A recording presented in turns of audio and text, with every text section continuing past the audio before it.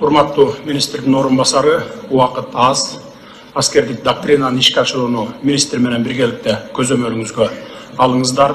Бардык багыттар боюнча төмөндөгүдөй иштерди башташыңыздар керек. Биринчиси, тиешелүү министрликтер менен ведомстволорду ишке тарткыла, бардыгын аскердик доктринаны жүзөгө ашыруу боюнча иш-чараларды өткөргүлө. Ишиңиздерге бардык чөйрөлөр камтылсын. Майда чүйдөсүнө чейин көңүл буруңуздар.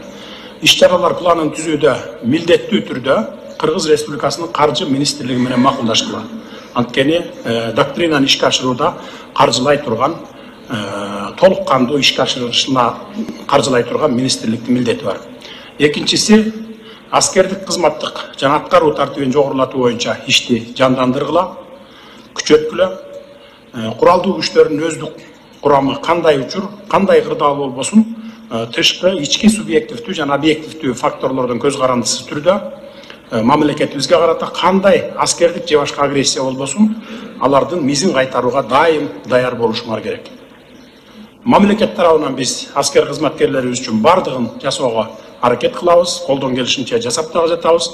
Бирок алар дагы мекен алдында кызмат кылуу, өлкөбүздүн тынчтыгы, бакубаттыгы үчүн кызмат кылуу милдетин аскердик антын аткарышы керек аларда.